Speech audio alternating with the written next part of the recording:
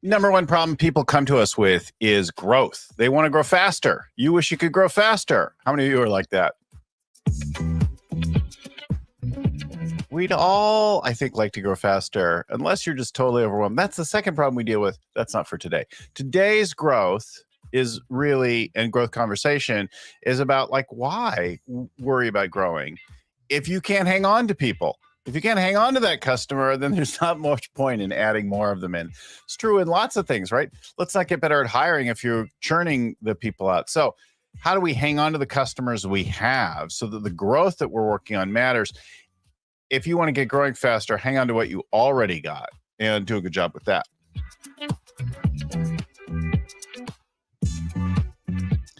My name is Bill Gallagher, scaling coach and host of this fine Scaling Up Business podcast. Our show comes to you every week with something to do with growing your business, getting it right, managing the process, dealing with the overwhelm that happens when you try to grow a business so that you can get strategic, so you can do a good job, and ultimately create something with huge impact that makes you a lot of money.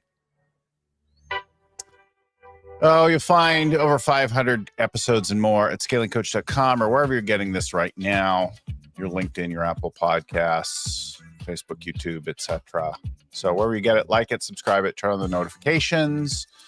All that will make sure you don't miss an episode. And of course, you can go to scalingcoach.com for all the back catalog and to subscribe to our newsletter and get an update from us every couple of weeks and find out about all the other programs we have to help you grow and survive the growth process of your business.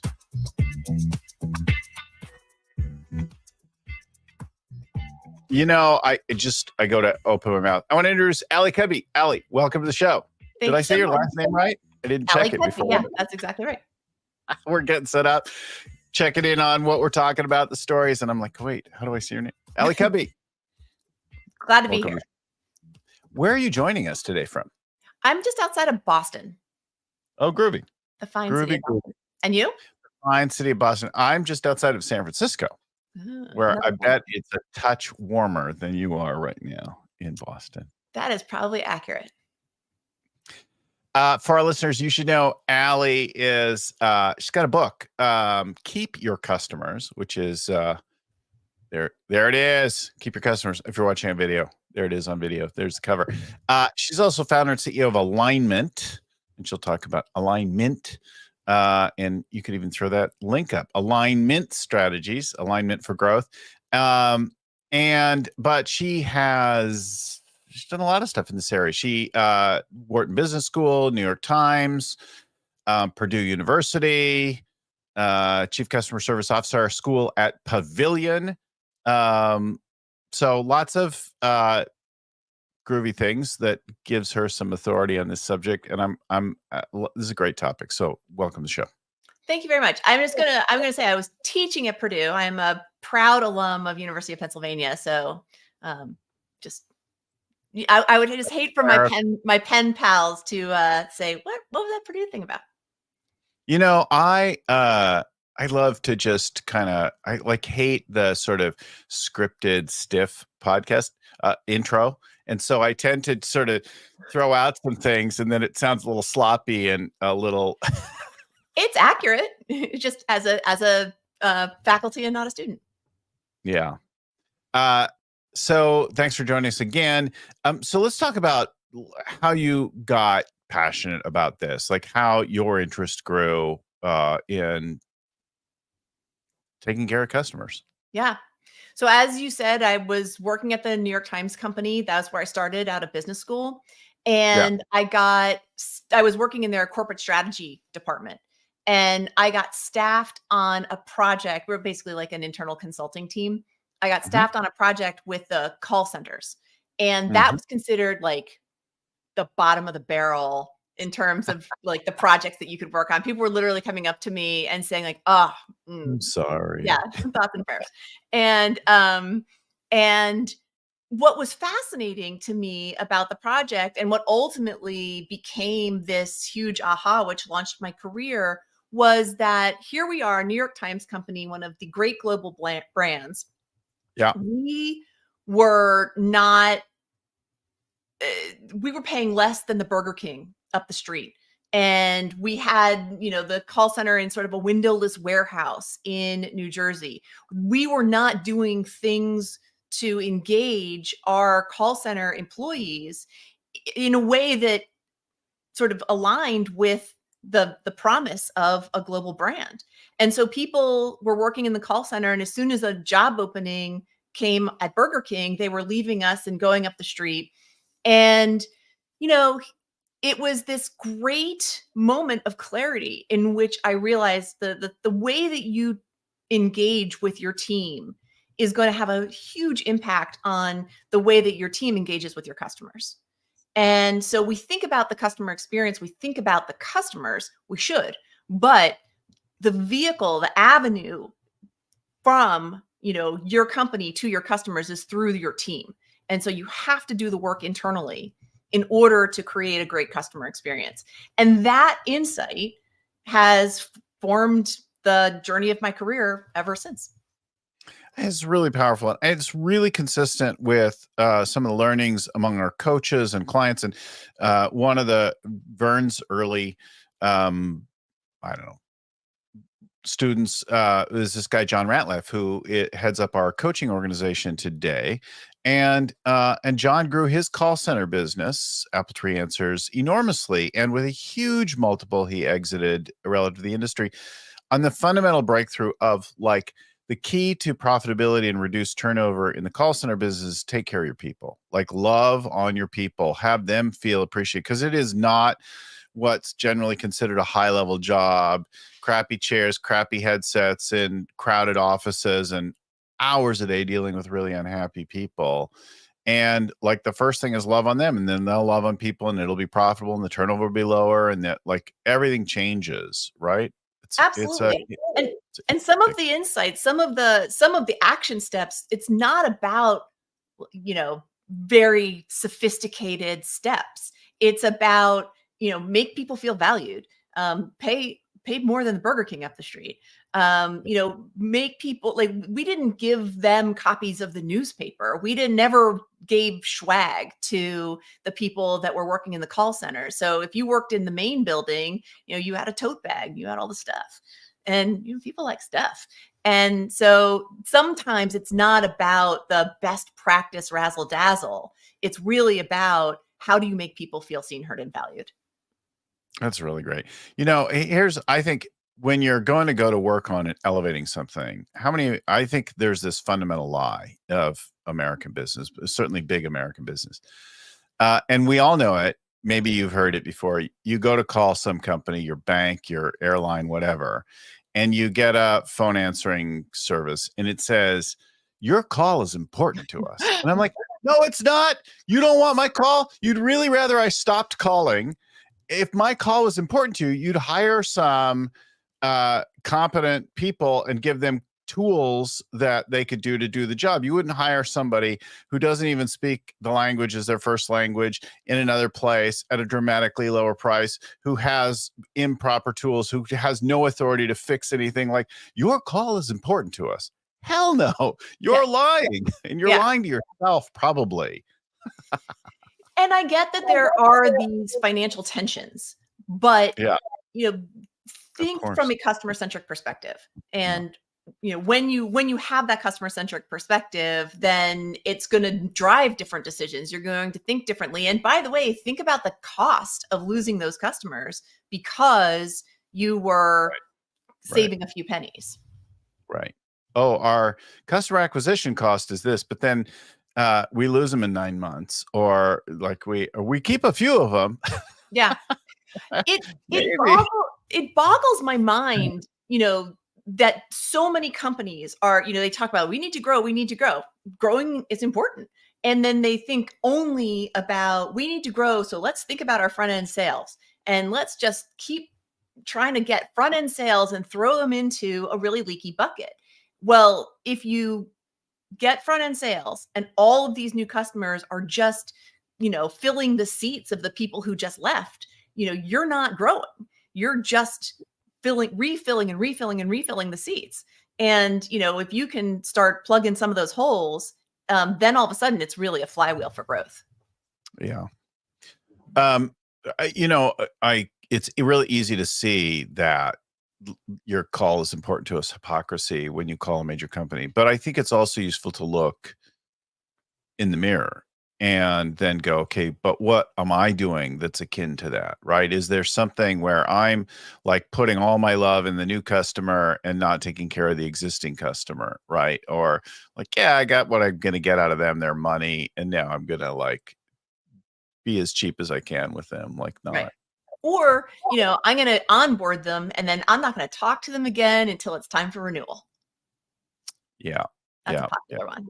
It's, some of it happens by accident. I was running a company some years ago, and our customer service email and voicemail would just get filled up uh, every day, and certainly over the weekend, with what we'd call later come to call the squeaky wheels, who were customers, but they weren't necessarily the most valuable customers, and some of them were just like perpetually going to be unhappy with us no matter what we did, and we weren't prioritizing and giving the love to the biggest customers who just would get irritated and go away. That they weren't getting taken care of, expecting us to see and notice. And it's not because we didn't think about them or whatever, but we were so overwhelmed with everybody else that it was definitely a challenge. Yeah, Right. and when you're always in fire drill mode, then it does get harder to think strategically about those things. And a lot of the times when I'm brought into companies, it's so that I can help companies get past fire drill mode and have that clear consistency, so that everybody inside the company knows what to do. And then you get that view into like, well, this isn't a good idea. Having the voicemail filled up every weekend with low value customers when we could provide a higher tier of support for our high value customers. And oh, by the way, then that's a selling point, and we're Right. making them feel special. That becomes a win-win. Yeah. Yeah. Well, we didn't stop taking care of people. What we did was just prioritize the others. So we created an active list of our top value customers that was updated by the system on the regular. So they're trailing 12-month billings. And then we just prioritize those based on their last contact in the CRM system. And so if you're in that top list and you hadn't been reached out in a while, we would call you and say, how are things? What are we doing? How can we help? Yeah. It was remarkable and then we called back everyone else in the order that we could get to them and that kind of thing. Talk about how your company evolved from doing fit training and certification to being more broadly around customer service. So, not just any fit training and certification, bras. So like I said, I started after Wharton at the New York Times Company, started working in this customer loyalty and retention thing, then took a very, very unexpected, weird left turn and created a bra fit training and certification company. And worked with people, with companies who are dedicated to the art and science of how a bra fits a woman's body. And it was a fascinating journey to create this bra fitting thing that ended up being the global leader in its niche. Very, very, talk about an inch wide and a mile deep. So what ended up happening was I would talk to my clients and I would say, how's it going? And they'd say, Ali, this is fantastic. My customers are crying tears of joy in the fitting room. Mm, And I would mm, say, that's amazing. mm, Now what are you going to do to make sure that those customers come back? mm, Like, how are you going to make sure that those customers come back and buy another bra in 6 months instead of 3 years, which is what a lot of women do? How do you make sure that when they come back and they buy that bra, that they come to you? And consistently, those companies didn't have an answer. They really thought that if they just kept giving good bra fittings, then they would, earn the loyalty that way. And I knew that that wasn't the case. I mean, you have to have a good fitting experience. That's the table stakes.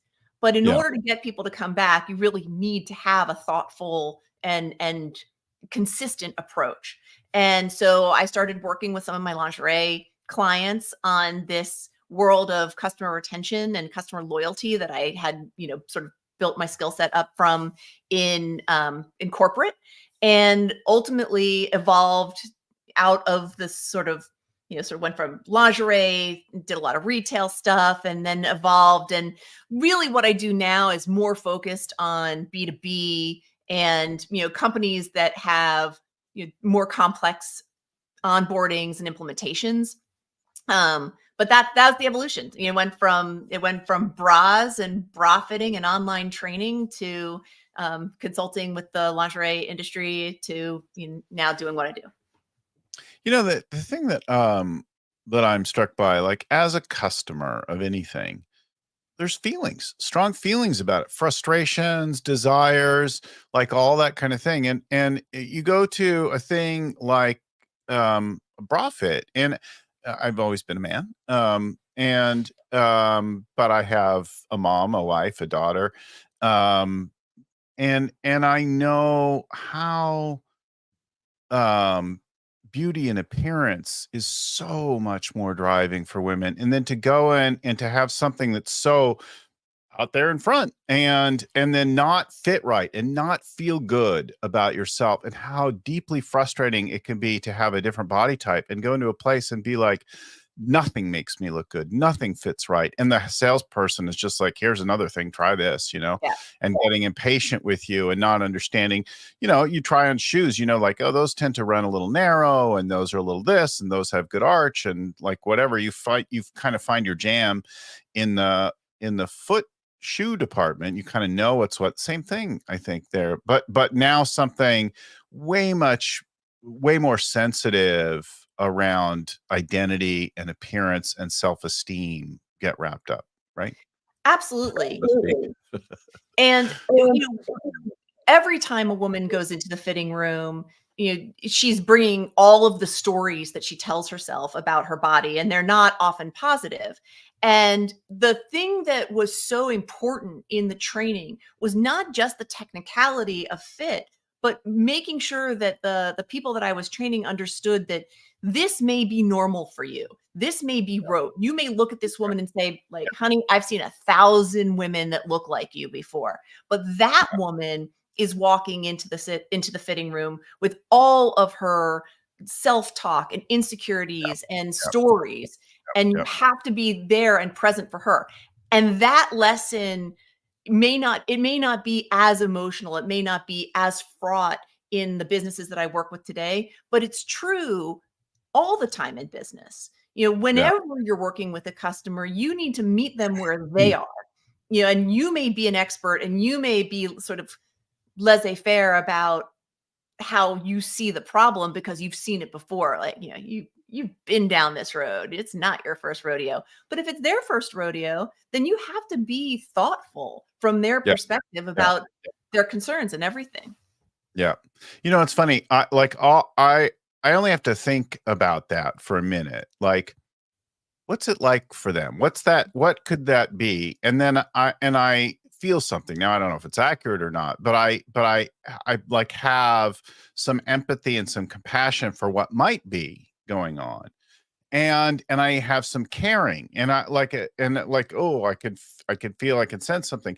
But I think also about your original point, the customer service rep, of whatever form that is, whether it's on the phone or in person or standing at a desk, and like they have to deal with deeply unhappy people on the regular, frustrated people who wanted something, and their desire is thwarted by your product, your service, your whole way of business. And they have to take, and like, what's it like for them to deal with that day after day and to have insufficient authority, training, tools to do their job well? Right.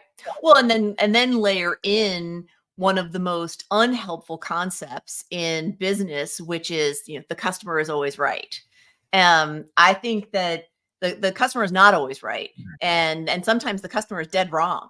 And you get these customers that come in with this tremendous sense of entitlement, and you have to give me everything that I want because the customer is always right, and I know that that's true. And not only is that not true, you can't run your business that way. And so part of what has to happen is that the company has to be really clear about what the boundaries are for their on behalf of their reps. And it's not just call centers, it's any kind of customer success, customer support, customer service. The company has to really support their team members in order to say, like, here are the boundaries, and we're not gonna, you can do this and you can't do that. One of the worst things that a company can do is say, this is our return policy, or this is the line that we're holding. And then as soon as the customer says, I want to speak to a supervisor, then the supervisor immediately negates the authority of the customer support person. And so, that entitlement of the customer is always right, in combination with the sort of bad instincts of some managers to just say yes, really undermines the team and doesn't ultimately help develop that customer experience that you want in the long term. Yeah. I'm struck by the contrasting experiences in different environments. I fly a lot, and Southwest is what Southwest is. It's a no frills airline, but they have a little personality, a sense of humor about it. But there's no first class section, and even if you get on first or very early on, somebody bringing back some oversized object and smelly food is going to sit on next to you the last minute of the flight. Yeah. And do that. But I also fly United and American Airlines, and their partner, and they're like network partners. And I'm just really struck by the dramatic difference between the two. United Airlines, which is far more convenient in San Francisco and that kind of thing, even when I had fairly high level status, would still kind of and I look around, okay, there's 100 people with high level status about to get on this plane, and not like pretend high level, like really like big flyers, and I'm just a nobody, and there's no way to break out of this thing, and whatever. And then they have, and even if you're their 100K flyer, they have these global services flyers. And I found myself stuck overseas with where their partner airline wouldn't talk to the other, and they couldn't reroute me, and they canceled. And like, I'm going nowhere for hours and hours. They can't make the system. But this other guy with the same exact situation, but who's in their global service elite program, he gets handled in 5 minutes, and he's on the next flight, and he's already home, and I'm still in Amsterdam. Like, just shoot me, right? And then they have these things like plus points that you get as you get out, except there's absolutely nowhere you can use them. You're supposed to be able to use them to grab an empty first class seat at the last minute and apply your plus points, except they'll try to sell that first class seat up to like a few minutes before the flight, and nobody's getting to use those plus. Like, what's the point? It's a broken system, and they don't care, and they're just too big, right? American Airlines, I am almost always upgrade, like more than half the time on automatic upgrade. And now I'm flying 2 to 4 times a week, so it's a little bit, like, and I'm sure there's people that do a lot more, but like the difference is so dramatic. And even when I'm not, like, I get a little bit better seat, and I'm very close to the top of the upgrade list. And that's what I really care about, is like, I just want to be treated a little bit better. But then I can only bill the clients for that travel, more of the coach travel, right? They're not paying me first class. Yeah. It's airlines are really an interesting example, because, and it's actually an example that I talk about in Keep Your Customers, because there's always these different approaches to how loyal you are to an organization.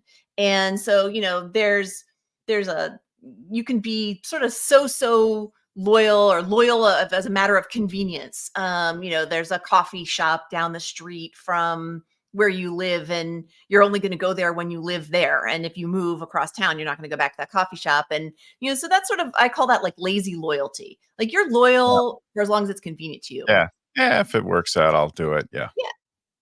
Airlines, I think, are the next tier of loyalty. So it's that limited loyalty. And that's exactly what you're talking about. There's got to be some give to get there. And, you're going to be loyal to an airline. And I'm sure that if you have a choice between, United and American, you're going to fly American because you feel like you are treated better. And, Yeah, so I'm going to go way out of my way. Now, will I spend double to fly American? No. Will I spend a few extra dollars? Yes. Will I take a slightly different time or that kind of thing? I will even do that, right? Right. And so I'm a Delta girl, and Delta Yep. this year just Delta's great. sorry. Delta's great. They do a good job. They do a good job, and depends on your city and whether or not they are good in your city. Exactly. And your partners.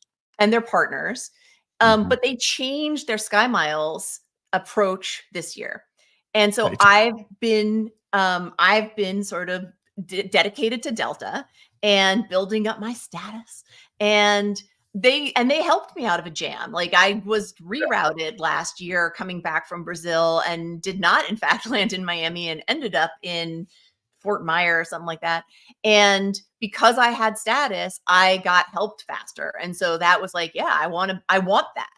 But Yeah. now I have to ask myself, okay, is it still worth it for me? Is this still a good deal for me? So I have loyalty to Delta only to a point, and that's sort of what you're talking to. I have Yeah. loyalty, Yeah. and so it's Yeah. that limited loyalty. And you could switch. Look, I chose to stay at Marriott some years ago, simply because they were the biggest, right? The most properties around the world. So I'm like, well, if I'm going to do something, I'm going to do the Marriott brands, and not right, the whole family of them.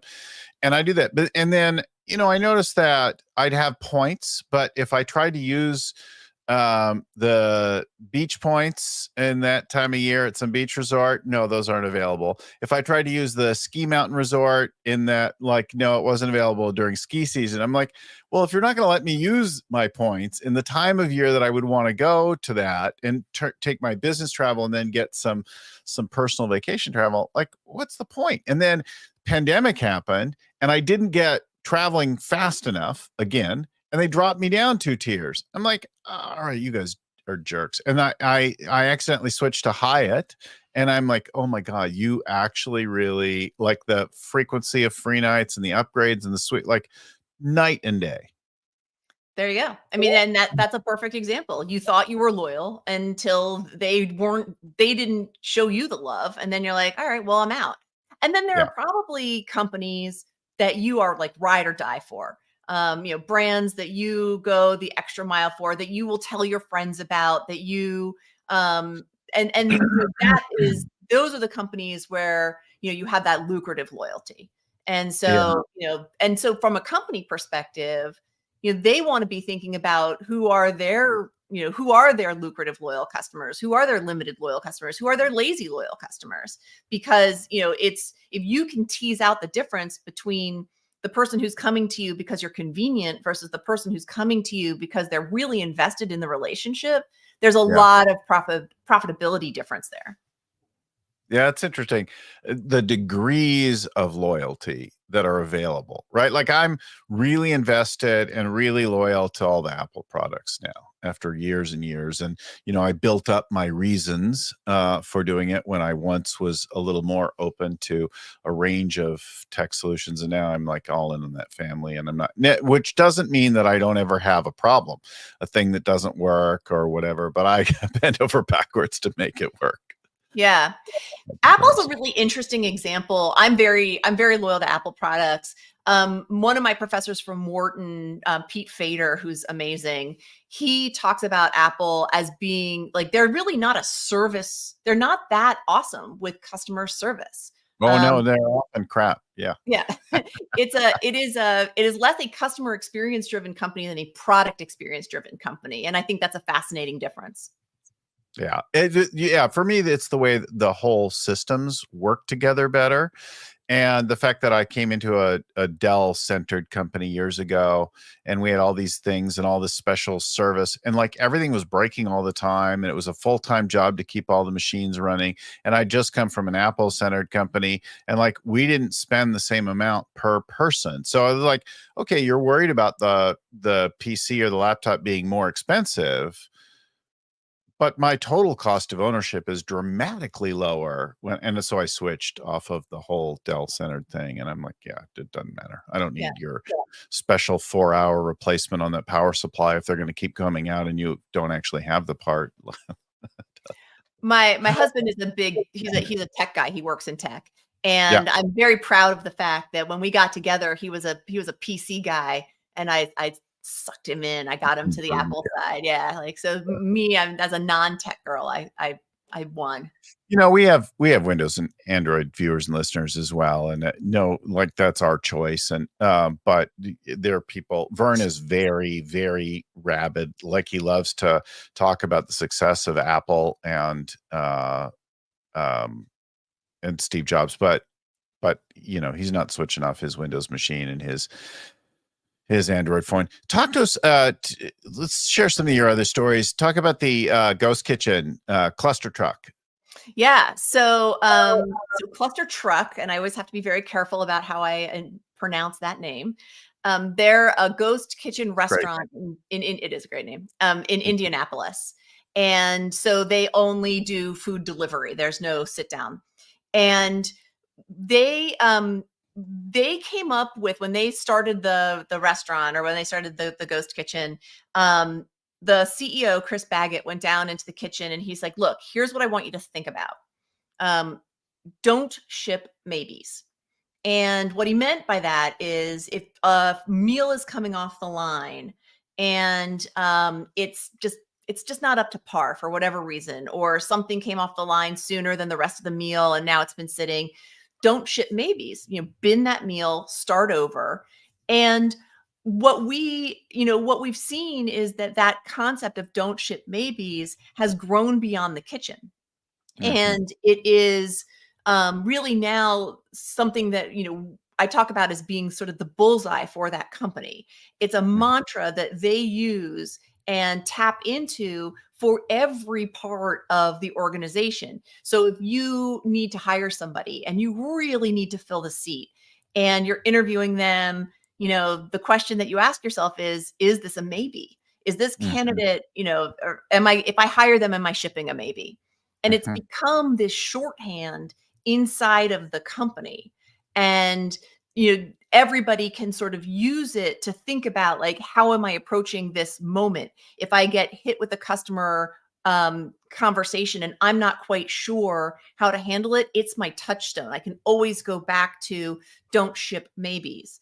And conversely, if I am trying to justify why I made a decision that I made, I can always use don't ship maybes as a way to talk about how I thought through the choice that I made. And so, and it's actually, so much embedded into the company, this idea of don't ship maybes, that the CEO, Chris, has don't ship maybes tattooed somewhere on his body. And so and it's an example of what I call in the book a bullseye. And, so companies often have a mission and a vision and values, and that's, how they think about themselves as a company. They often don't have a codified statement, a really clear way of thinking about who they want to be for their customers. So this bullseye is this mantra, this statement that is a clear, enunciation of, like, this is who we are on behalf of our customers. And don't ship maybes is an example of a bullseye. It's interesting that there's the brand promises, like what can the customer expect from your company? And then there's the don't ship maybes, the core value that defines how you operate. And then it starts in one area and applies to others. But the core value is part of how you deliver on that brand promise, and the way that you do things differently. But the famous French Laundry, and Thomas Keller has I think it's sense of urgency written on the wall next to a clock, like to bring to his kitchen that you're not just fussing around here, actually putting out amazing food, but they have to get in front of people. Yeah, It's a reasonable time frame. exactly. The tolerance for bad food and slow food or late food is very low. And if you want to sharpen up your business, get some experience in the restaurant industry, or hire people from that background, because they have that like the pressure around making people happy with food is pretty high compared to a lot of things. Yeah, and it goes back to that thinking about how are you making people feel seen, heard, and valued. When you can, whatever industry you're in, if you can get your team to be thoughtful about that, it's not just about the nuts and bolts of delivery. We think so much about, what are our metrics and how are we doing and all of this, quantifiable stuff. And by the way, you have to have that. So there's no, Yeah. I'm not saying you don't have it, but I think is almost this orientation that, thinking about people's feelings is a little woo woo. And it's and I think that there's,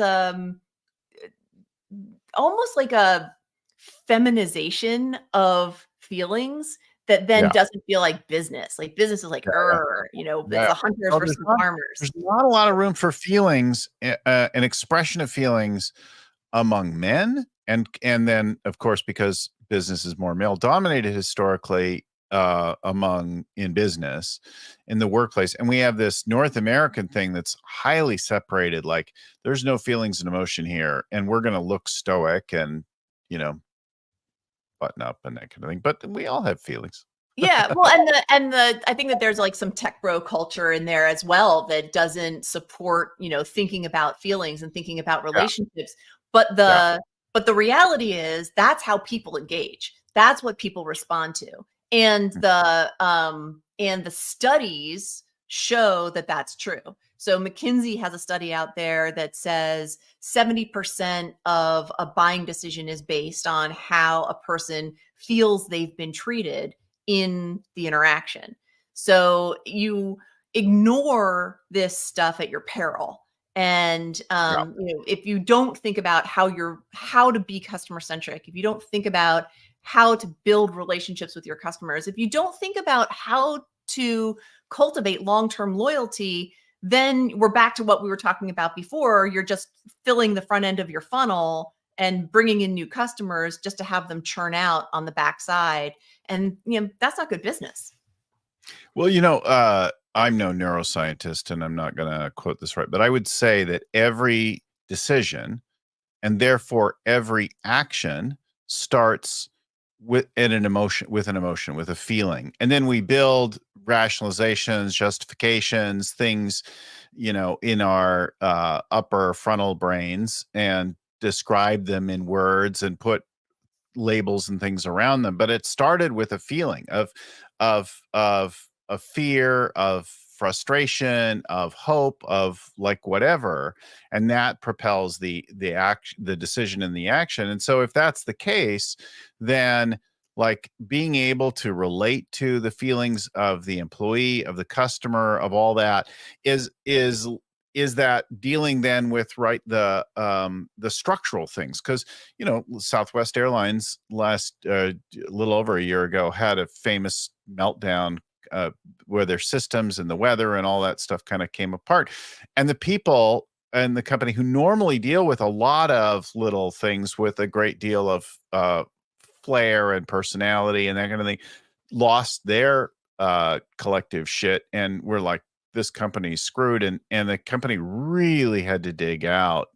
Would have undone many companies, how far they went down the rabbit hole there. Yeah, it was interesting to see because there are so many people who, even though Southwest is a low frills airline, Right. people are really dedicated to it. Like there Yeah. are a lot of people who, and so to see, and I think that there are people who are really dedicated to the fun they have with things, and they're invested No, in I it. heard it. Yeah. And Which so is different than Spirit or Ryan or some of the others, like where they just make you really feel bad about yourself in life for the choices that led you to flying on them. I mean, it is not my choice. I respect for people that want to save every dollar. Like I have full respect for that, but boy, that is not my choice. I mean, that is truly like, I don't want to have to be charged for breathing air. Right. Right. We're going to charge you for that boarding pass. We're going to charge you for wearing an extra sweater today. That whole kind of thing. Look, I don't go there first, but on Monday and Tuesday I'll fly Southwest because they're one of only 2 carriers that'll fly nonstop. And a nonstop flight trumps pretty much everything else in terms of getting somewhere in all my, like, first class, whatever. If I have to stop and bear the extra risk of delay and cancellation, forget it. So, I'm going to fly them again, and but they'll be funny about it, and they'll be silly and friendly and human and not bitter and like that kind of thing. And that makes the difference. Yeah. So you've been kind of speaking around it a little bit. You talked about it earlier, but there's these sort of levels of loyalty. Could you unpack that a little bit for us?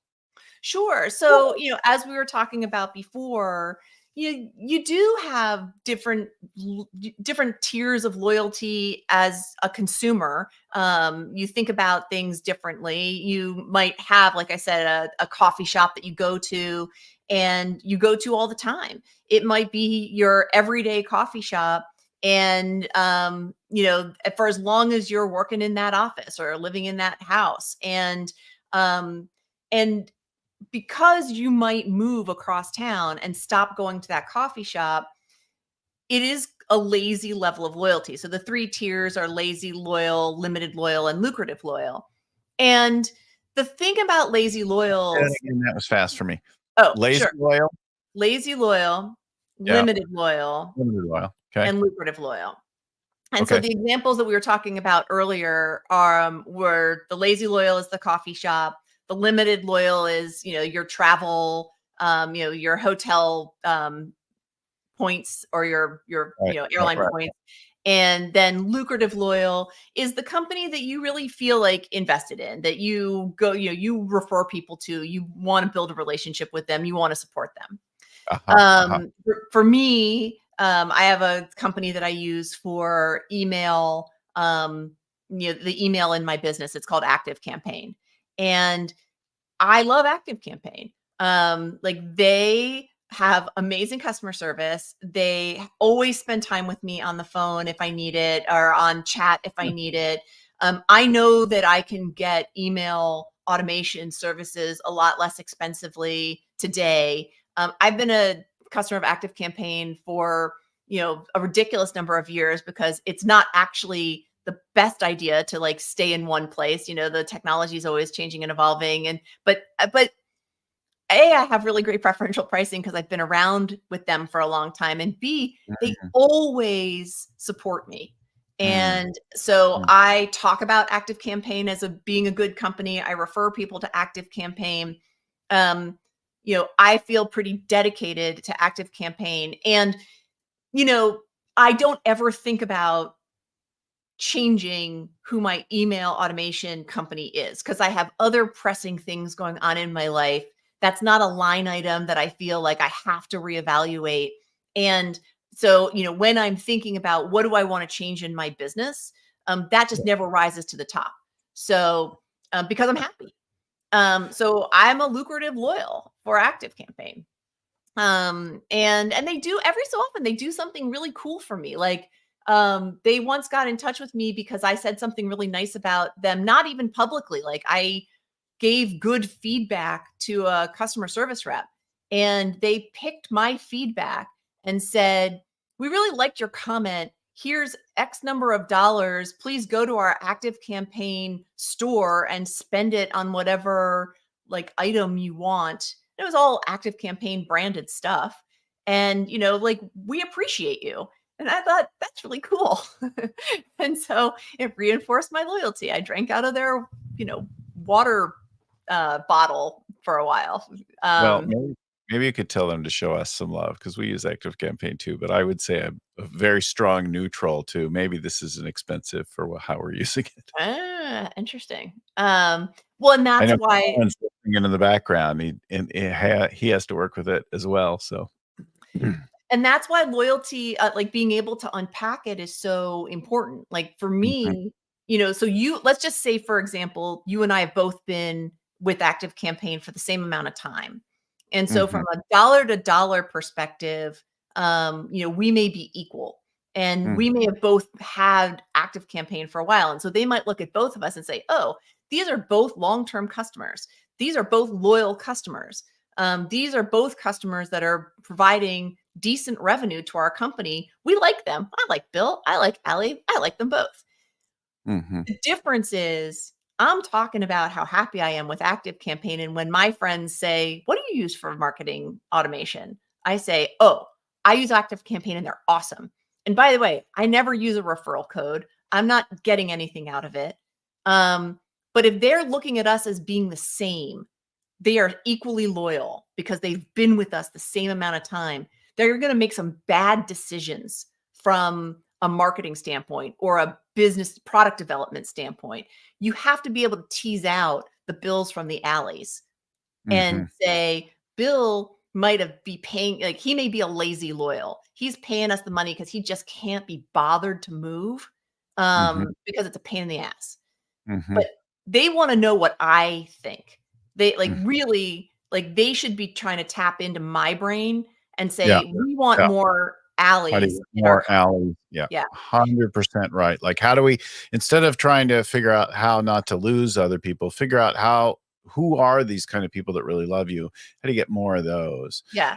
So we can throw up your Alignment for Growth link here as well. Here's the takeaways I got. Let me tell me if I'm missing something. So first of all is like, you want to hang on to your customers. It's a lot cheaper, better to keep a customer than it is to try to go sell more. And if you want to do that, you want to care about the customer, then you have to start by caring about your own people. Yeah. And then I also kind of heard it like how are you designed strategically? Like, how are you set up your systems? Did we miss anything there? No, I mean, that's really it. It's like, how do you create those playbooks so that your team has a clear and consistent path to success on behalf of your customers so that you can give them a great experience? Yeah, I think an awful lot of those the companies that we get frustrated with, you're talking to somebody who wants to give you excellent service today, sir, but they and they say like cutesy little things like that, but they have no ability to do anything. They're just reading a script. Their things don't work. They put you on hold. And like, so it doesn't really matter. Like that, love them, do whatever, hire good ones in state. I mean, in country, out of, but your systems are setting them up for failure. Yeah, absolutely. And that's what I help companies change. Yeah. Yeah. Well, and you think about, like, we didn't touch on it, but one of the most remarkable companies for customer service is Ritz-Carlton, right? And their employees have some ridiculous latitude to just do anything to make it right for you, right? Yeah. Like, yeah, it's one of the things that they're famous for. And it's very empowering as an employee, right? If I feel like anybody in that company can go the extra mile on behalf of a customer, and that is very empowering. And so it goes back to that concept of how are you making people feel seen, heard, and valued, both in your organization and on your customer side. All right. Our guest, Ali Cudby. Ali, thank you for joining us today. Her book, Keep Your Customers, the company Alignmint. Keep Your Customers, Alignment, alignmentforgrowth.com. Thanks so much for joining us. Big shout outs and thanks to my friend and mentor, Vern Harnish, who created the whole scaling up framework that we use at the core of our business and that the show is all about. To the folks at Story On who produce our show and get our guests ready and all that stuff in and out every week. The editing happens at Podfly Productions. Thanks again, everyone, for watching, for listening. Until next time, keep scaling up. Bye-bye.